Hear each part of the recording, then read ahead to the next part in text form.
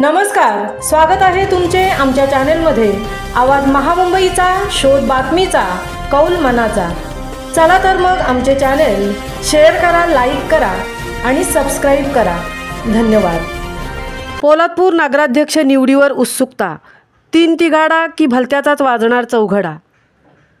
पोलादपूर नगरपंचायतच्या विद्यमान नगराध्यक्षा सौ सोनल प्रकाश गायकवाड यांनी आपल्या अध्यक्षपदाचा राजीनामा जिल्हाधिकारी कार्यालयाकडे सोपवला आहे।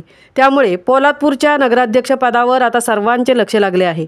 या निवडीच्या संदर्भात अनेक घडामोडी घडत असून अनेक महत्त्वाच्या राजकीय पक्षांच्या वतीने नगराध्यक्षपदासाठी इच्छुकांची गडबड सुरू आहे।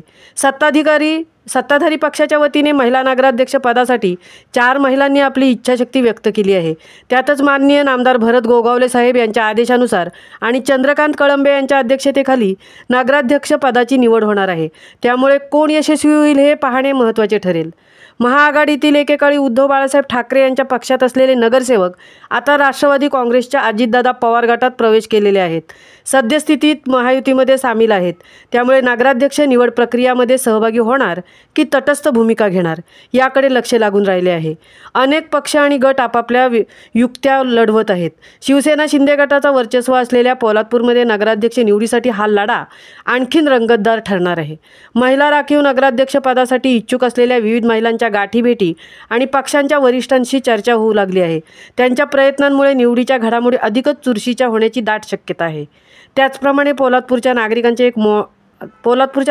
एक मोठा प्रश्न आहे की निवडलेला नगराध्यक्ष कसा असेल आणि त्याचे कार्य काय असेल। आगामी पंचवार्षिक निवडणुकीत नगराध्यक्षाच्या कार्यकाळावर सर्वांच्या नजरा आहेत। त्यामुळे पोलादपूरच्या सर्वांगीण विकासासाठी नवा नगराध्यक्ष कसा कार्य करेल यावर नागरिकांच्या मनातील उत्सुकता कायम वाढीस लागली आहे।